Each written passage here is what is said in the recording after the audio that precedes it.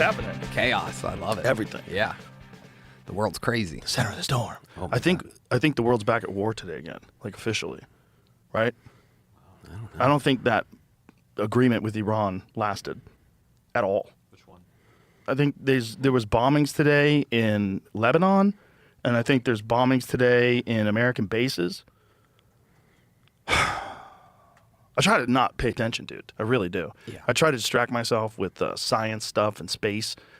I was watching this documentary yesterday on how they make chips, like how they make like semiconductor chips.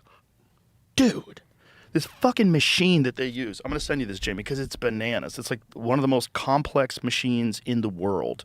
And this machine they use to make semiconductors, make chips. And they were explaining the process of making these chips, how fucking nuts it is, man.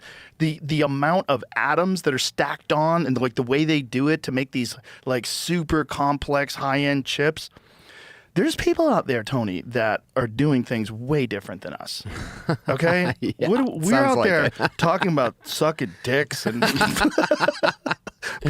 people shitting themselves. And what's going on in other parts of the world is people are doing science fiction. Like they're actually doing science fiction. Here it is. Give me a second. I like to save things. Here it is. The world's most important machine. It's the one that's an hour long? Yes. Did you find it? Yeah, it's an hour long. Yeah, but just go to there's some animation where they show how they make these things. Like, it was right where you were at. This is right at the beginning. Yeah, okay. Oh, okay, so they're just showing some of the different aspects of how these things are made. Look, go back to where that guy had the laser beam. That's perfect, actually, where that guy had the laser beam. So this is him explaining this. So look at this. Back it up a little bit and give me some volume. Can you back it up a little bit, please? We want to introduce it to you with a thought experiment. Imagine you are shrunk down to the size of an ant.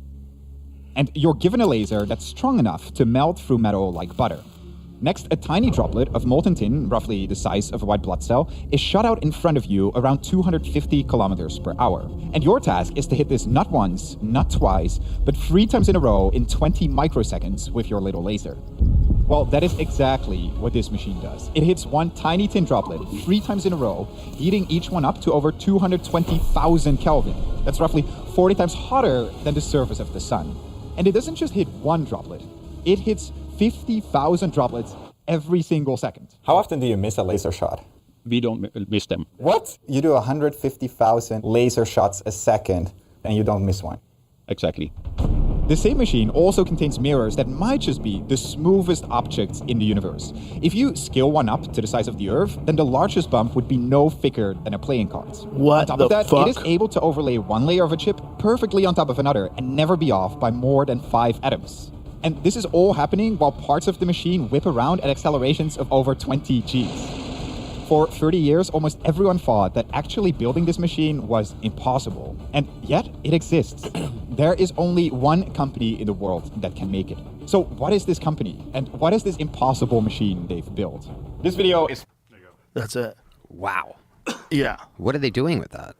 All computers, like computer chips that are getting better and better and better. All these AI chips. This is how they make them. One interesting thing I can just add, I know when they make those, they make like a big sheet of chips, you know?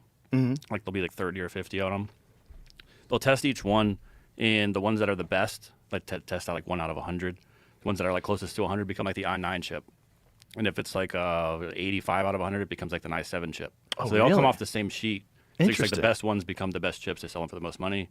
And the next one's kind of just a little degraded. No kidding. Interesting.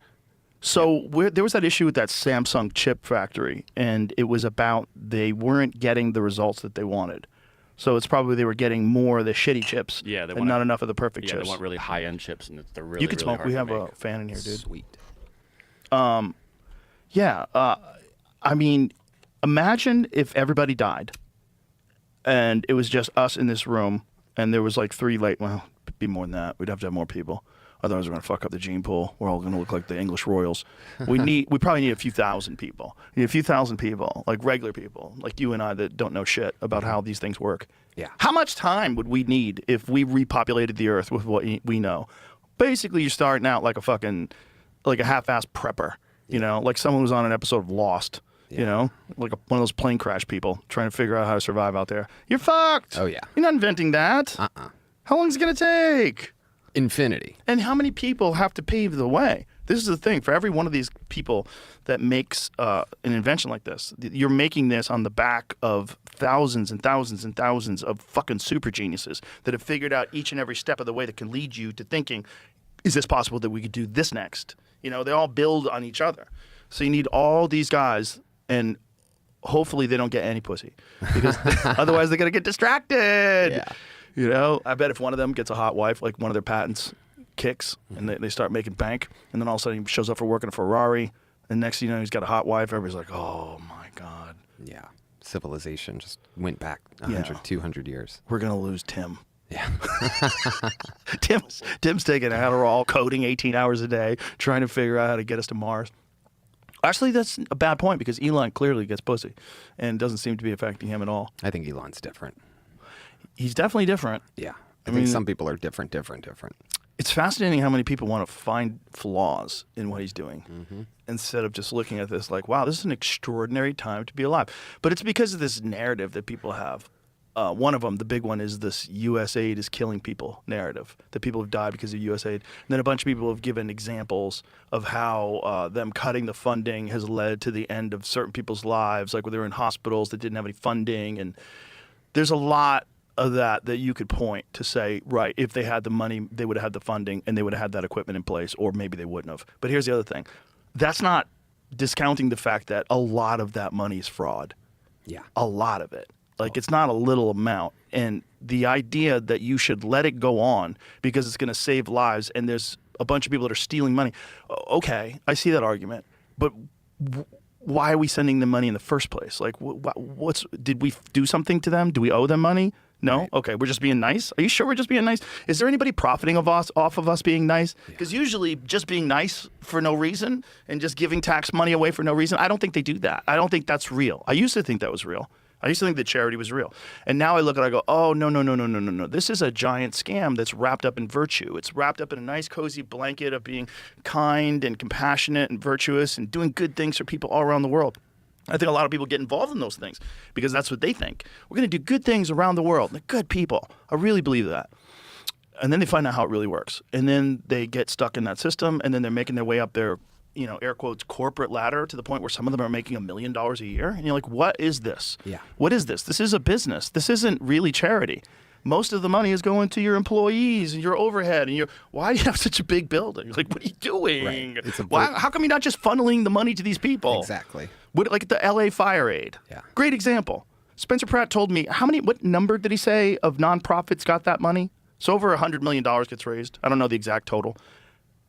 All of it goes to these different nonprofits. I think he said 200 different nonprofits got the money.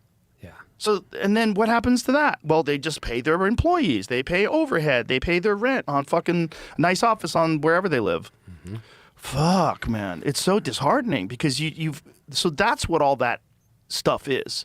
And it's also, if you listen to when Mike Benz has been on my podcast a few times and explains U.S. aid, people think of it as aid. You think of it as, oh, we're helping the world, which is great, right? But it's not that. It's the Agency for International Development.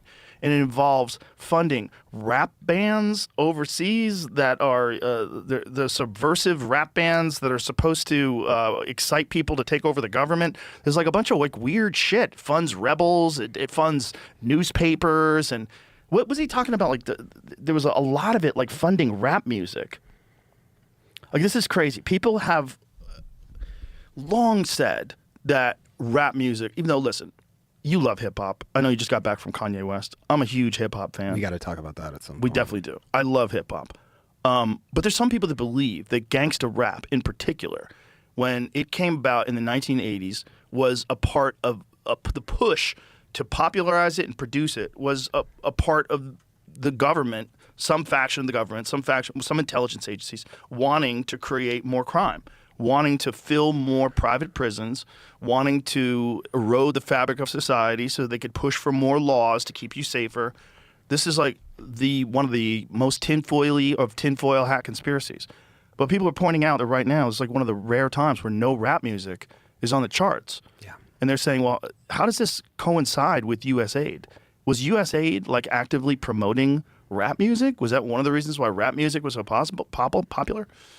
Is that real? That can't be real. Maybe back in the day. It seems like that would be more manipulative. I don't see how. I believed that until I heard mumble rap. I'm like, this is not real. This is trying to make people stupid. Yeah. There's something about this, you know. Right. So, and obviously some artists are better at it than others. Some of them are fun the way they do it. But I'm saying there's a giant chunk of them that are inaudible. You don't know what they're like. Who's into this? Oh, almost all of them are inaudible. Like what's going on there? Imagine if that was it. It was like people heard Nas and like, this guy's too smart. We got to dumb it down a little. Right. We got to promote some people that can barely talk. Yeah. We got to promote some people that are on cough syrup. Apparently. Yeah. That's the have you ever done that cough syrup? No. They seem to love it. Yeah. A lot of dudes who are into that cough syrup, man. They swear by it. It's crazy. It's got to be fun. It's got to be enjoyable. Is it codeine? Is that what they're doing? I think so. Have you done it, Jamie? But we talked about this before, but I remember back in the 90s, I got a hold of some NyQuil, the real NyQuil. Like, I guess they changed the formula for NyQuil, and I had, whatever, the flu or something, and I took some NyQuil, and I was laying in bed, and I was like, this is wonderful. Yeah. It was wonderful. Like, just the warmth, the softness of the pillows, and the warmth of the bed with the covers over me, I'm like, oh, this is wonderful. Yeah. And I remember thinking, ooh, this is dangerous. Oh, yeah. Like, this is a dangerous feeling, because if your life was shit and you found that, like, that's better than anything else that's happening in your life. Yeah. And Yeah. you can get it at CVS. son. Crazy. What was in the old NyQuil before they switched it? I avoid that stuff like the plague. I'm afraid of medicine. So this stuff probably was like sitting in my house if I took it. So it might have even been older than 97 or 98, whenever this was that I was sick. But I'll never forget it. Because I'll never get like getting scared. Like, I could love this. Like, I could just drink this during the day and just like sit on my back porch if I have the day off. Yeah. Just get obliterated with NyQuil and just enjoy the universe. I told you about that time I took a half of the pain pill that the dentist gave me for my wisdom tooth. I was like, oh, fuck, this is life-changing. It says the earliest NyQuil formula include ephedrine, which is a decongestant, doxylamine succinate, which is an antihistamine, acetaminophen, dextromethorphan, cough suppressant, and about 25% alcohol. Oh, I was getting drunk too. Wow. What changed? The mid-2000s after the combat methamphetamine, there it is. They removed pseudoephedrine. So was that the stuff? So it wasn't codeine. But I think there is NyQuil with codeine though, right? What I had was pretty good. I don't think it was as simple. Yeah, you had the stuff they could make meth out of or whatever. Yeah. Okay, we'll put it in Perplexity. And Perplexity says, in the mid-2000s, NyQuil brands sold in the U.S. do not contain codeine, and there's never been a standard Vicks NyQuil with codeine in its active ingredient lineup. Typical NyQuil form. So codeine, so does any cough syrup have codeine in it? That's what lean is. That's what you were talking about before. They add it? No, Or is it it's just prescription cough syrup? That was the whole thing about it. Maybe I am fucking up my memory, and maybe it wasn't NyQuil. Because whatever it was, it seemed like to get fucked up off NyQuil. But you had to drink like the whole bottle. You get NyQuil. Like, just get fucked up. I definitely didn't drink the whole bottle. I know I took a dose, like a strong dose. I mean, you're just getting fucked up off 25% alcohol and a little bit of Maybe. side meth. See, the thing is, it's Pseudo-meth. so long ago, I can't remember. I say NyQuil because it's like saying Q-tips, Yeah. or Kleenex, just because it's tissues or ear swabs. I don't know if it was NyQuil, but it was cough syrup, whatever the fuck it was. And I felt wonderful. And I remember thinking, like, this could be a real problem. Like that one day, because I'm always scared of stuff like that. I'm always scared to I knew too many people when I was growing up that got hooked on stuff. Yeah. And it just derailed their life. So lying in bed, I was like, ooh, I can't do this again. No more of this. Right. I like it. Yeah. Yeah. I got a knee surgery once. They gave me morphine. They made morphine in a drip. And they say that you can only hit that button so many times it stops giving to you. Yeah. But every time you feel pain, you can just hit the button. Because I was on like a perpetual motion machine. Yeah. So my legs going, and I'm just like, bang, bang, bang, bang. Whee. Yeah. This episode is brought to you by ZipRecruiter. We all like to find ways to save ourselves some time, like ordering out for dinner or meal prepping so you don't have to cook during the week. If you're a business owner looking to hire, a great time-saving hack is ZipRecruiter. Its newest feature lets you meet the most interested, qualified candidates first. Try it out free at ZipRecruiter.com/Rogan. And it doesn't just let you meet candidates faster. You can hear why they're interested in their own words. Save time and meet great candidates sooner with ZipRecruiter. 4 out of 5 employers who post on ZipRecruiter get a quality candidate within the first day. Try it for free at ZipRecruiter.com/Rogan. That's ZipRecruiter.com/Rogan. Meet your match on ZipRecruiter. The closest I come to that, because I've never had like a serious surgery or anything, but I go to this, they have a dental office here in Austin called the Austin Dental Spa. So their whole thing is like a luxurious dental experience, and they will hook you up to laughing gas, and they let you, like, if they're like you want a little more, and I'm like, okay, yeah. And that's like the closest I get to it is once every 6 months or so I go there, and dude, I'm always excited about this fucking experience. It is so awesome. Do you ever come up with bits after doing laughing gas? No, Does it give you any ideas? No, but during the thing, it makes me weirdly honest. You ever seen in Kill Bill when he shoots her in the knee with the honest gun because he was a chemist for like a living? It's his secret job. So he comes up with this truth serum, and I've noticed that it makes me like weirdly very honest. So one time when I was in the dental office, the guy's doing whatever, and I'm like, and I'm jacked on laughing gas because it's not really, you're not really like cracking up. You're just like in heaven, and you're like, it's kind of smiling ear to ear. And I remember going like, how long did you go to school for dental school? And he's like, whatever the answer is, like 8 years. And I'm like, did you ever think about going longer and becoming a real doctor? And then I realized, like, kind of in the moment, even though I was fucked up, like that sounds mean, but I think they're totally used to it. I think they know that laughing gas makes people fucking. I bet they're not used to that, dude. That's so mean. It's not supposed to. That's what I'm saying. Is it's like a dangerously a real doctor, a dangerous truth serum. Some people want to be dentists. Yeah, we need them too. Yeah. You know? Crazy gig. Yeah. It's a weird one. I know. Imagine how bad breath they smell. Oh, and just weird things lodged in teeth for God only knows how long. When I got my root canal, one of the reasons why I had to get it is because I had a cap on my tooth, or a filler, whatever it is. What's it called? Filler. No, when they just fill your tooth up. Why can't I remember? Filling. Fillings. Why did I say filler? Whatever. Yeah. It was an old school one, you know, where it was like white plastic. And when I was a kid, I used to have them. They were like fucking lead. They used to give you lead fillings, which is crazy. Like, kids had lead in their mouth. And it was hurting. It was bothering me. So what had happened was I had cracked the tooth, and it had gotten infected underneath the filling. So he takes the filling out and drills into it.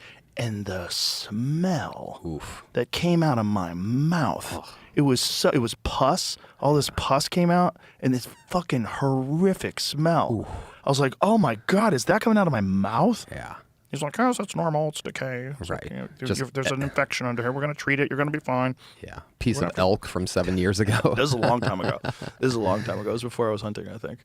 But it was, people die from that stuff, which is really crazy. Like, if you don't take care of your teeth and you get that kind of infection, those kind of infections can become septic. Yeah, well, it's nuts. Sometimes I'll do a thing where I'll water floss after I brush my teeth just to see what would have been left in there if I just did what normal humans do. Because there's a I'm bunch one of of those shit left in high-pressure water flossers that I fucking love. Complete game changer for life.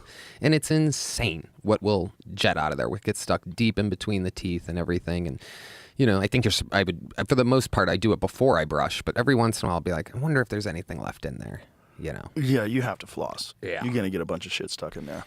But and even then, sometimes I'll regular floss and then brush my teeth, and just out of curiosity go, I wonder if there's anything left in there. And I'll do a once over with a water flosser, and you see like ding, ding, ding, 3 little things come out. It's like that would have marinated in between my teeth or in the back of my gum line or whatever. yeah, that's not good. But according to my dentist, he thinks it's all sugar.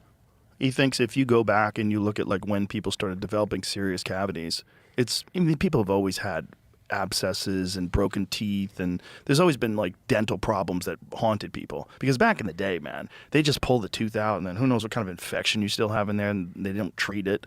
In the 1700s, if you broke your tooth and got an infection, you could be fucking dead. You know, you could die from that shit.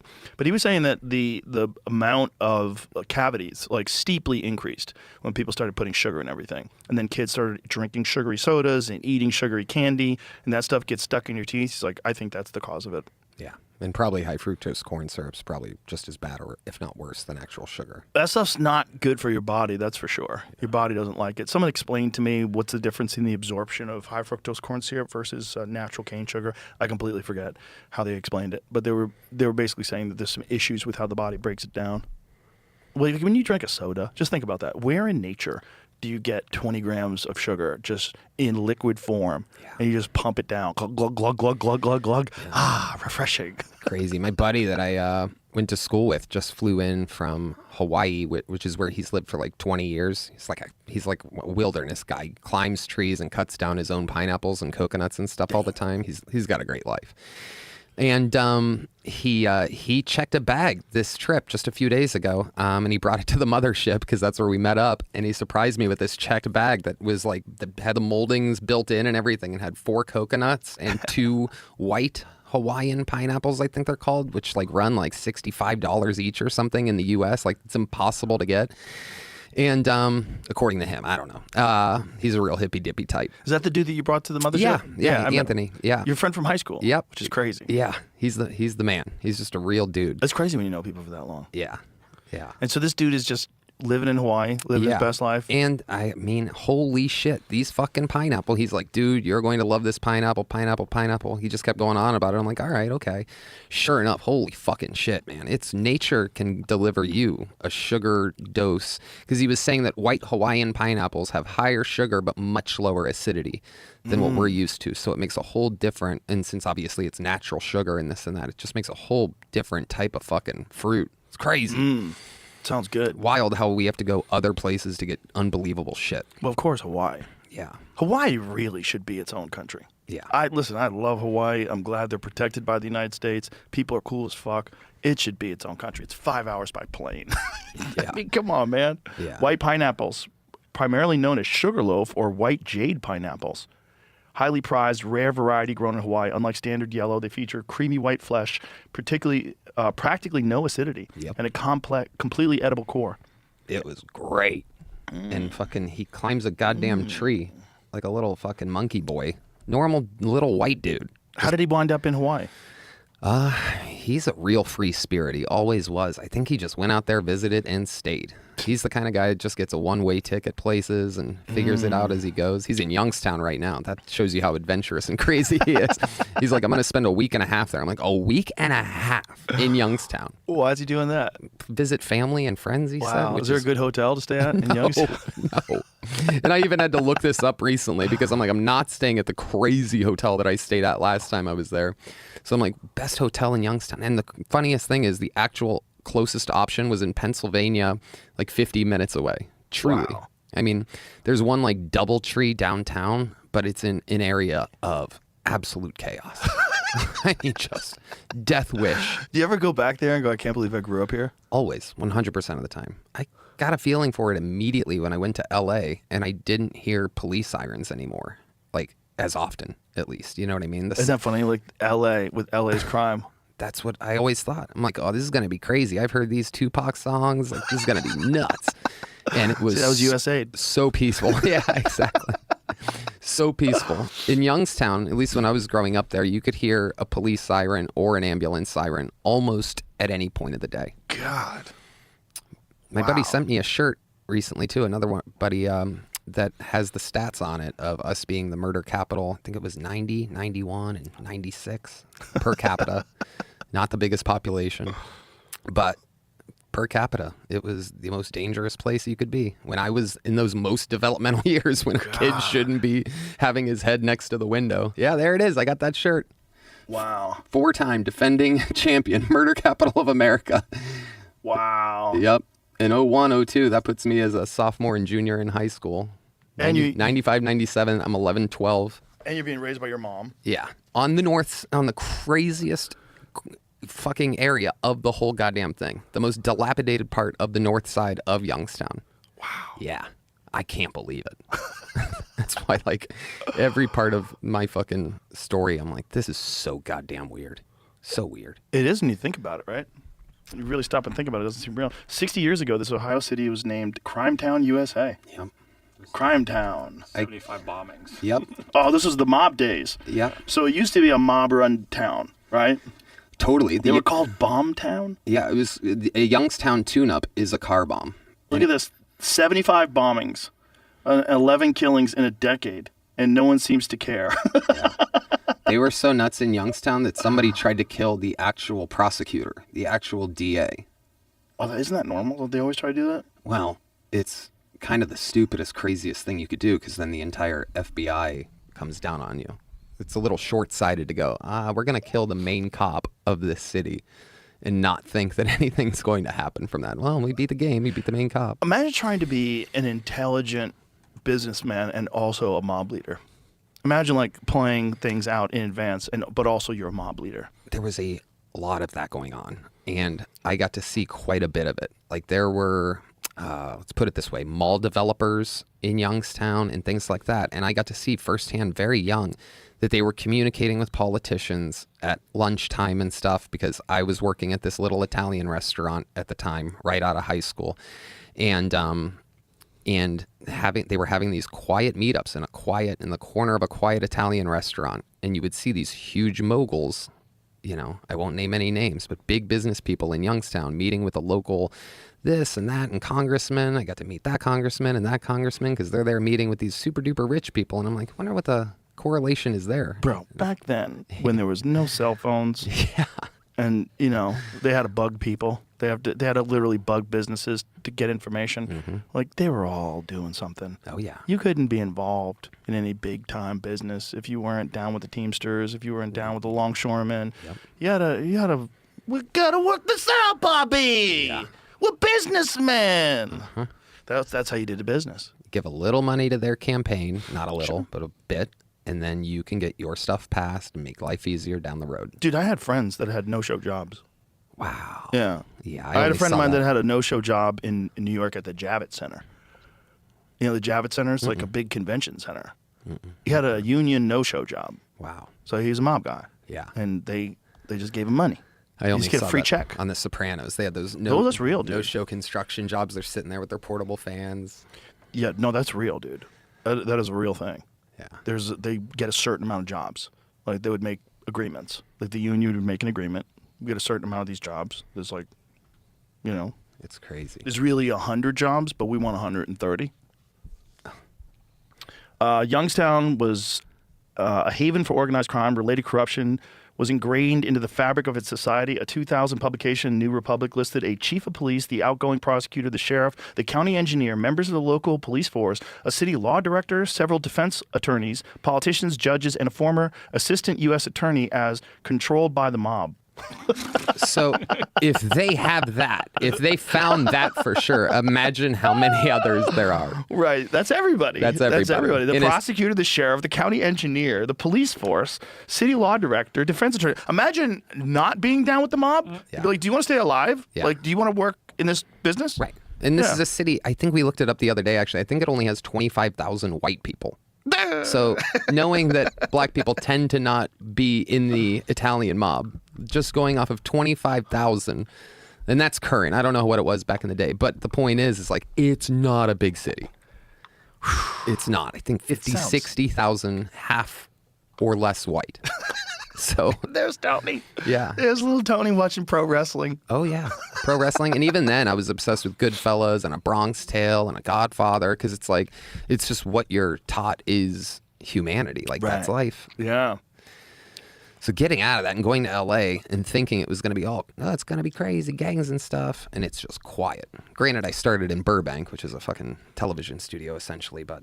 When I moved to New Jersey and I didn't have any money, when I first moved to New York, I couldn't afford to live in New York City. Or I didn't even have an apartment. I stayed with my grandparents because my grandfather lived in New Jersey, in Newark.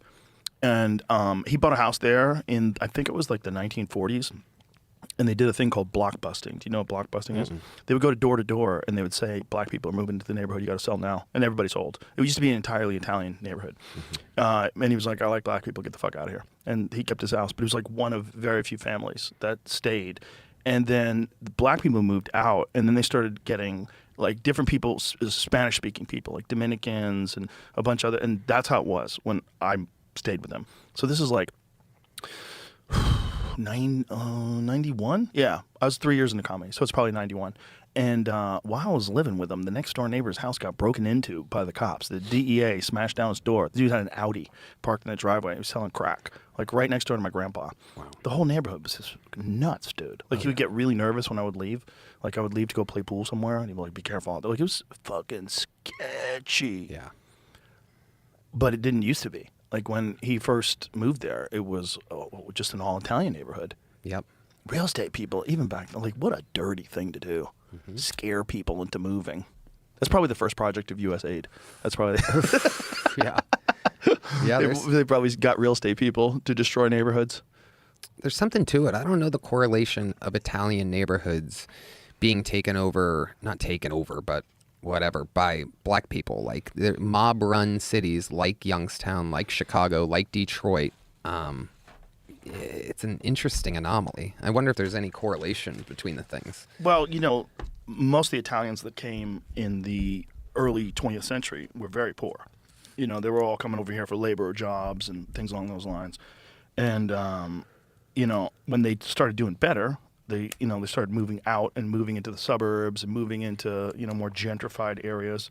It's always, what are the new immigrants that are going to come and take over this area that was like formerly a low-income Italian neighborhood or a low-income Irish neighborhood? It's the same thing. Like, there's cycles, It's like there's cycles in fighting, too. Like, in the early 20th century, there's a lot of Jewish fighters. Like Slappy Maxie Rosenblum, you never heard of him, right? No. Yeah, some very good Jewish fighters because they were poor. And they were the new immigrants, and this is like before World War II. And then and even afterwards, there was some. But then you get Italians. You get a lot of Italians. You get Rocky Marciano, Rocky Graziano. There's a lot of like Jake LaMotta. There's a lot of these like Italian bad motherfuckers because they were poor. Yeah. And then what happened? Then you got a lot of Puerto Ricans. A lot of it's always like who's the new immigrants, Right. And who are the most hungry, come from the most poverty-ridden areas. Like Roberto Duran came from a terrible part of Panama. Like not terrible, but I mean like very poor, very violent. Yeah. And he was one of the baddest motherfuckers. Boom of all Boom time. Mancini was right Yep. down the street. Yep. Yeah. I mean, Youngstown's known for boxing. Yeah. Kelly Pavlik. Kelly Pavlik, who's been on the podcast, he's awesome. Yeah. He was a beast, dude. Oh, Ooh. man. That fight with him and Jermaine Taylor won. Holy Sometimes shit. I still rewatch the end of that. To How did he survive? give me a burst of energy. I mean, how did he make it through? That was a crazy. I mean, he got dropped. He looked like it looks like the fight was over. And then when he's got him in the corner and he rocks him, and you go, no way, Yeah. he's coming back. This is crazy. Crazy.